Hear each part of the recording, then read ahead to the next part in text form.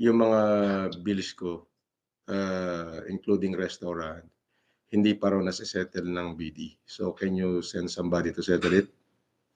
Ano yun si Christina mamaya kasi nga pinatawag ko naman siya. Sige.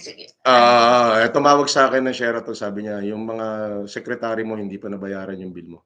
So, Secretary talaga. paki-settle niyo na, ha? Thank you. Ano ka?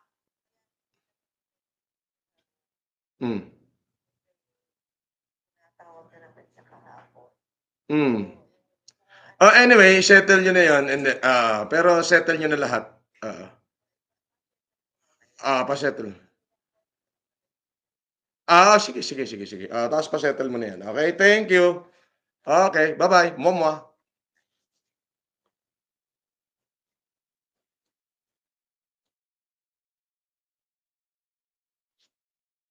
Yun. Sigurado kinakabahan. Teka nga, may super chat. Ayun! Sandali, may super chat. Si Tekla na naman nag-super chat. Naku, magkakasunod. Ang dami. Oh, eto naman. Mac Miller, nagpalipad. Sino ang babae sa inyo ni Casper, FLM? At saan pwede mag-donate para mabayaran mo na ang utang mo? Unggoy, wala ako utang. Kung gusto mo nang mag-donate,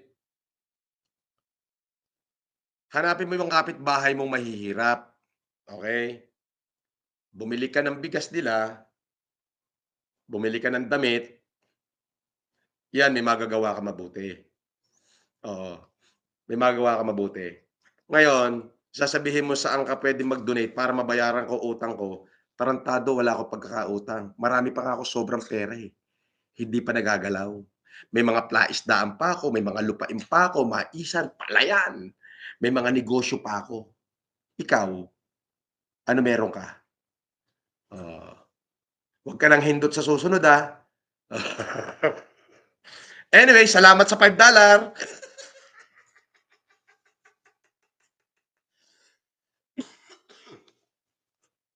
Unggoy.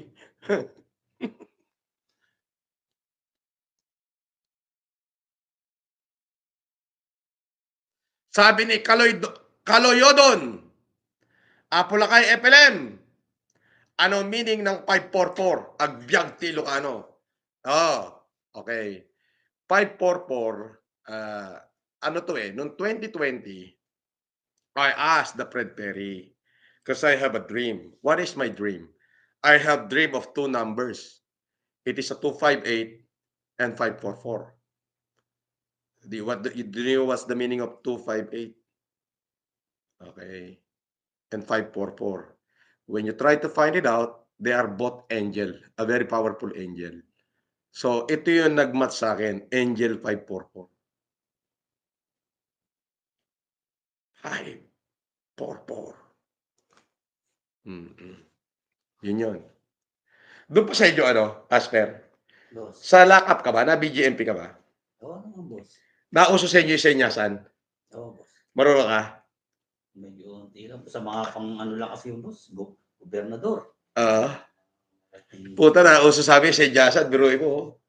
Ang layo pa ng empleyado. Puta na, pag sumenyas dito, basang-basa agad. Alam mo sabihin nun, may empleyadong pangit na paparating.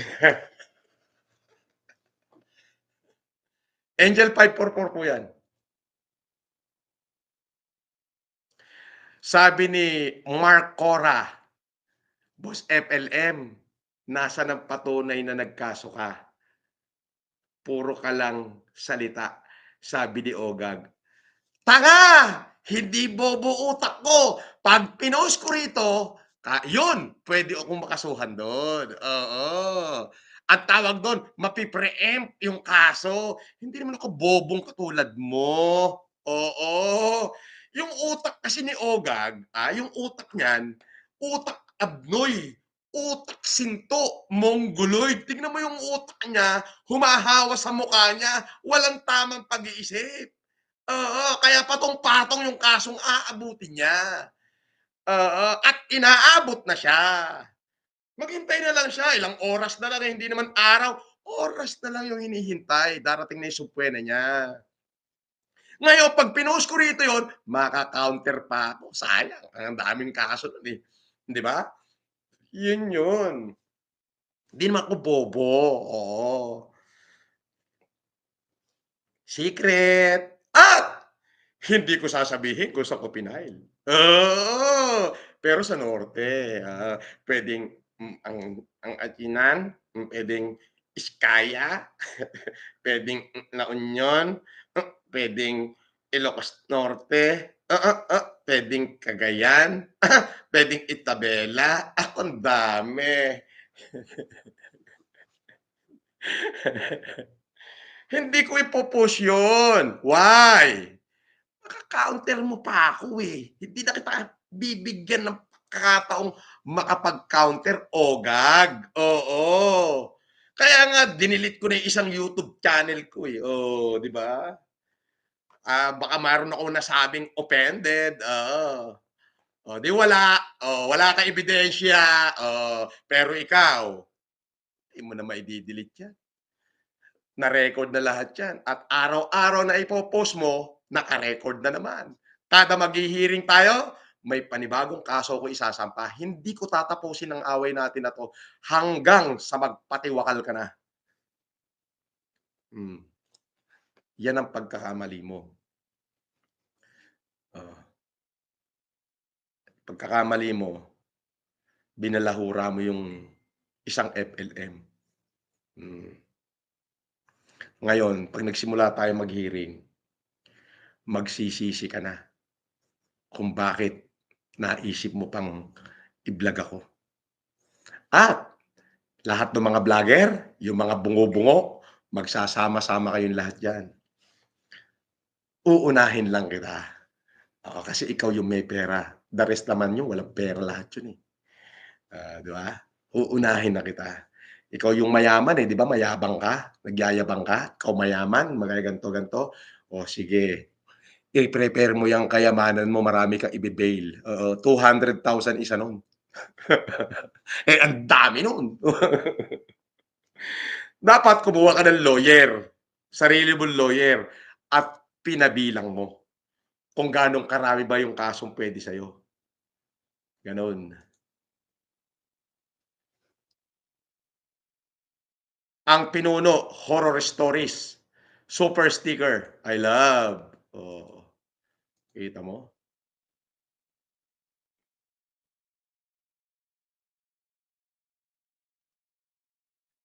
Nag-iba na ng quality ang live kasi tablet daw ang gamit. Ay tanga, ang bobo mo, naka-laptop ako 'no. Oh, bobo. Oh, eto yung mga cellphone ko, oh, Pro Max, oh, 15 Pro Max, oh. Dalawa, oh, eto pa isa, oh, oh, kinam. Sabi ni Chibien, dito nababagsak si Makaogag. Nakahanap din siya ng katapat na lumalaban. Ay, yun ang pinakamalaking pagkakamaling ginawa niya kung bakit nabuhay pa siya. Oo, yung tarantaduhin niya ako. Mhm. Ngayon, araw-araw pati yung mga nilabas niyang vlog kahapon, another panibagong kasong isasampa sa kanya yun, oo. Yung inuna ko consolidated yun, medyo marami-rami yun, oo. Tapos kada vlog, ang matindi kasi nito, sa isang video niya, may abogado ako na matalino, binibilang kung ilan yung libelous na salita na ginawa niya sa'kin. Ang pagkakamali niya, binanggit niya yung dalawang pangalan ko, ipinost pa niya yung picture ko. So, shoot na shoot sa kahon na ako yung tinira niya. Oo. Oh, 'di ba? Yun yun. Naku po, aatungal yan. Oo, it's a promise. Promise.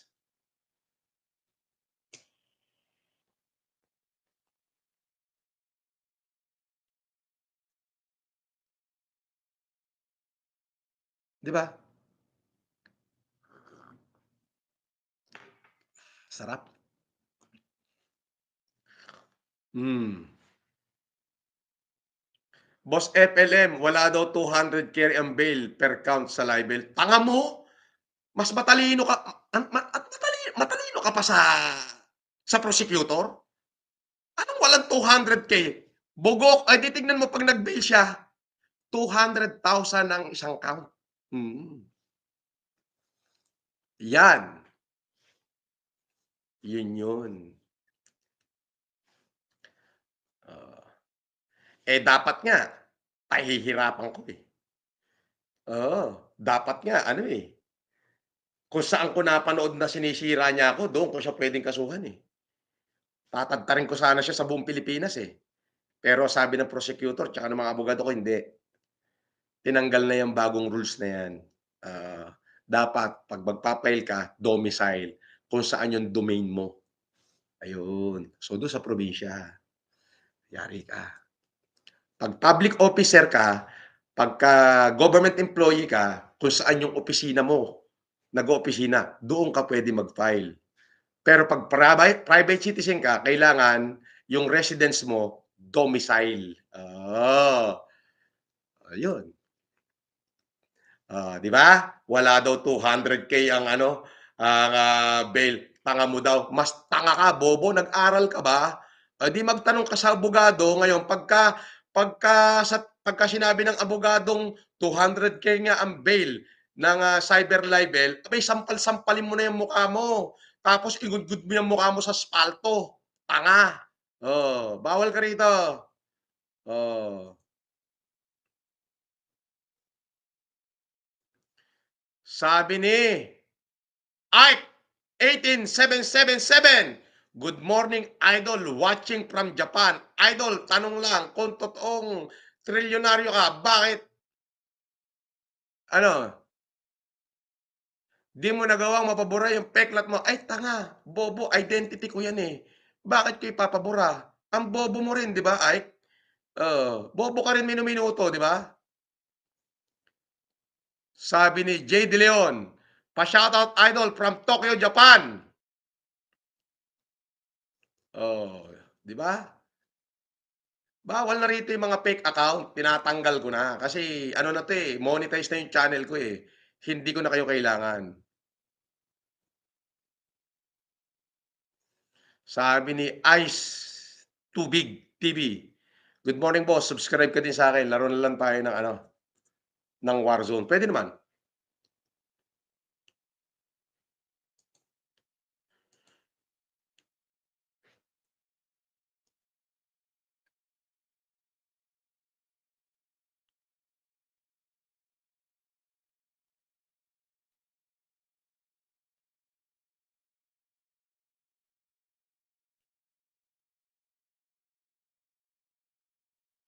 Eto pa isa, "FLM, gusto ko po maging panadero. Ano po recipe ng Spanish bread?" Tanga! Wala naman recipe yung bobo nito. Punta ka diyan sa panaderia ni Mandomeng, sabihin mo, "Inuutusan kita, tanggapin ka ro'n." Dali. Magsimula ka muna sa taga-kudkod ng mukha. Kudkudin mo yung mukha ni Mang Domeng, ang dumi, ang dumi. Hinahampas-hampas ni Mang Domeng yung masa sa mukha niya bago konsumutin. Oo.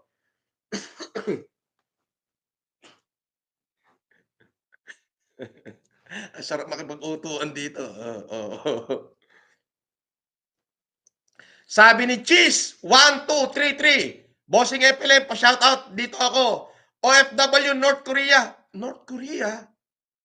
Solid since pandemic day. Mabuhay ka rin. Cheese 1233. Oh. Bawal ang ano, bawal ang, sabi ni Anthony Del Mundo, "Shoutout idol, steak mo nga ako minsan sa baccarat at craps." Oo ba? Oo. Oo. Ayan na, monetize agad yung channel ko. Ay, 7 araw. Patay na naman yung mga basher nito.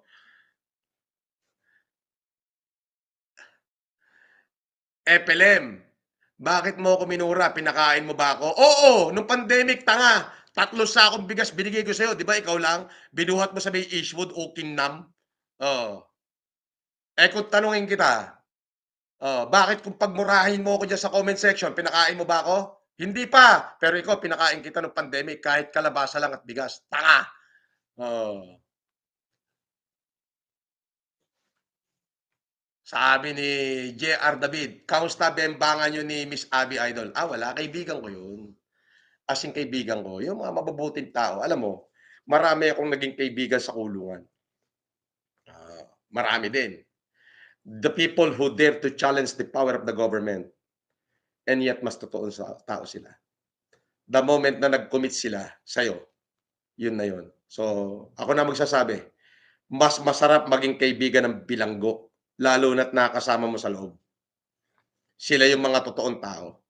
Hindi sila masalita, pero 'pag sinabi nilang taya buhay nila, itataya nila yan. Gano'n din naman ako sa mga ka-kosa ko. Ah, Kaysa dito sa tao sa labas sa malayang lipunan, puro plastic ang karamihan, katulad niyo, 'di ba? Oh, out niyo nga lang, eh, 'di ba? Kagagawa lang, eh, papaano masasabing totoo kayo? Ayun, oh, 'di ba? Sabi ni Val Valencia, "Boss FLM, anytip para pumaldo sa scatter?" Wag. Hindi ka papaldo diyan. Tumaya ka ng loto, support the government, 'yun. Papaldo ka 'pag tumama ka.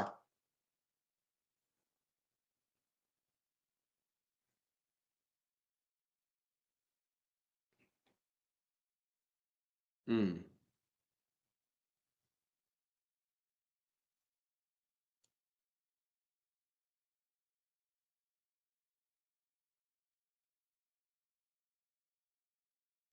Sabi ni Cheese, 1, 2, 3, "Boss FLM, mukhang ubusan ng kayamanan labanan niyo ni Ogag. Magkano kaya mauubos mo diyan?" Sa'kin konti lang, oo, konti lang. Ano lang yung sa'kin, attorney's fee, tapos plane ticket 'pag may hearing, ayun lang. Siya, marami, marami. Oo, maraming kikiliti sa kanya ro'n, eh, oo. Sa probinsya namin, mahal ako ng tao, respetado ako ng tao, ipaglalaban nila ako, oo. So, dekilado si Ogag, makikiliti siya ro'n, mhm. Sabi nito, "FLM, bakit 'di mo pinuntahan si Ogag?" Bakit ko naman pupuntahan? Ano ako, gago? Hindi ko ilalagay yung sarili ko sa kung saan alanganin ang magiging sitwasyon ko, 'di ba? Yun yung nag-iisip. Isip-isip muna. Sabi ni Kurumuchi, "Good morning Sir FLM. Ingat po parati. God bless. Solid de calibre." Iyon. Shout out Kurumuchi. Pisahan si Kalibre, boss. Oo, oo. Sabi naman ni Val Valencia, "Suntok sa buwan naman bago tumama sa loto." Ay, tama naman paldo. Oh, yun talagang tunay na paldo. Scatter wag, mauubos ka diyan. Wag mong gawin 'yan. Dati nag-promote ako ng scatter, nagsisi ako. Hindi maganda. Hmm. Sabi ni Dandy Ishigawa, FLM pa-shout out, Mustang Japorms, Pandemic Days. Wow!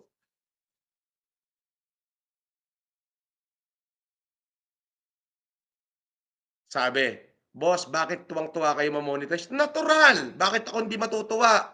Sinunog ko yung channel ko na kulang-kulang 300,000 follower. Pinatunayan ko na hindi aabot ng 1 linggo kaya kong mag-monetize ng bagong channel at nagawa ko. Si Ogag, nasunog yung channel niya na yan. Hindi niya na makakabangon. Mahihirapan na makapag-monetize yan. Nakuha mo? Ayun yun. Hmm.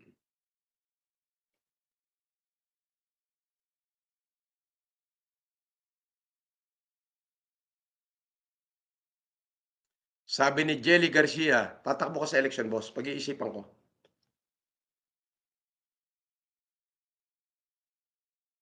Sabi ni Hyperrap 23, di ka ba karmahin yan? Haha. Speaking of karma, there always been a, there all karma is always around the corner. Oh, siguro nakakakarma na ako. Oo, kung ano yung nangyayari sa'kin puro karma yan. But it's a good karma. Why? 'Cause ano yan, eh, you reap what you sow, 'di ba? Yun. Dumating sa punto na give up ko lahat. Pera, kayamanan, fame, ipon. I share it with the people, especially during the heights of COVID-19, At in fact, kahit nung nakakulong ako, nung nasa loob ako ng kulungan as early as 2020 November, bumaha. As in sa Tugigaraw, Cagayan, maraming nalunod. Nasa loob ako ng kulungan. Ako yung unang-unang tumulong sa loob ng kulungan. Nasa kulungan ako yung nagpadala ng 2 truck na bigas sa Tugigaraw. Oo, tinawagan ko yung board member nun, si Perla Tumaliwan. The same year, nakakulong ako. Nasa loob ako ng kulungan, bumaha sa Montalban, Rizal. Ako na naman yung tumulong. 2021, nasa loob pa rin ako ng kulungan. Nasunog ang Alabang. Under Kapitana Tintin Abbas. Kapitana Tintin Abbas. Oo. Tinawagan ako. Sabi ko, "Tintin, nakakulong na ako, sa'kin ka pahihingi ng tulong." Sir FLM, kasi 'pag sa iba ako humingi ng tulong sa mga politiko dito, sa mga mayor namin dito, ang tagal lang tulong, eh. At least ikaw 'pag umuo ka, oo. At on the spot, nagpadala ako 1 truck na bigas for 1,000 family. 1 sacks every family. You see? So, kung ano man yung sinasapit ko ngayon, it is a good karma. At the end of the day, naubusan man ako ng pera, naubusan ako ng kayamanan, nakakulong man ako, natanggal yung kalayaan ko, iniwan ako ng asawa ko, whatsoever.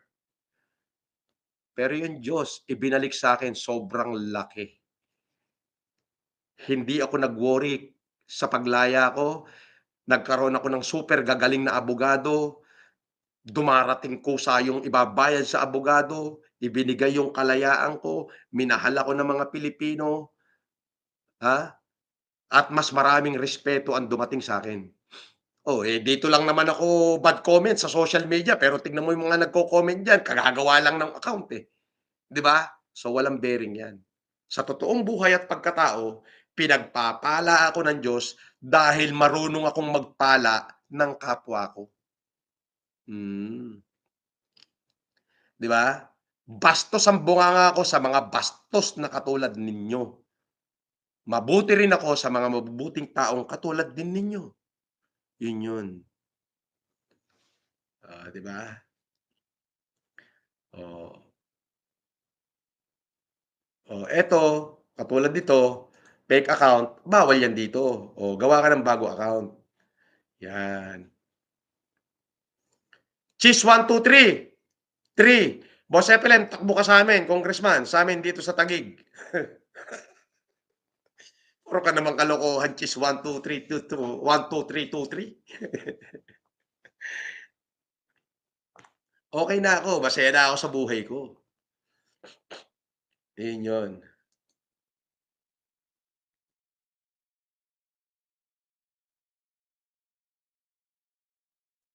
Sabi ni JR David, "Kamusta bembangan niyo ni Miss Abby?"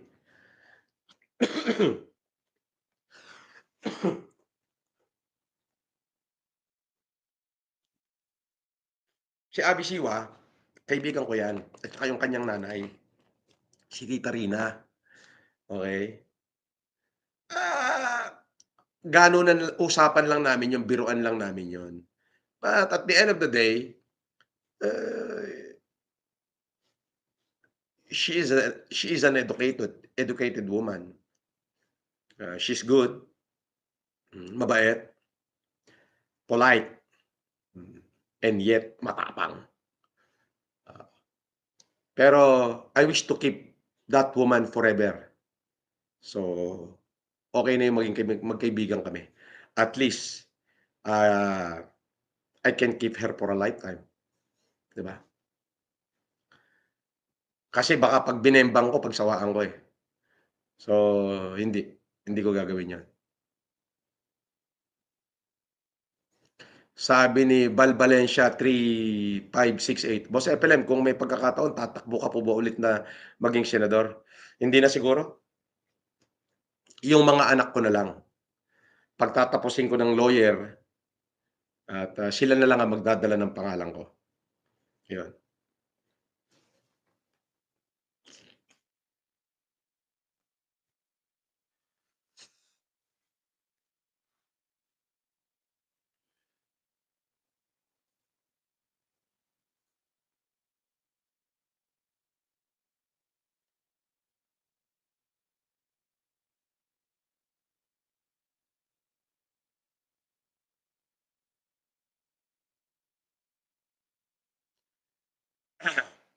Sabi nito isa, "Idol, for clarification, hindi ka na po private citizen kasi nagla-live ka sa TikTok at YouTube." Tanga, pribado pa rin ako.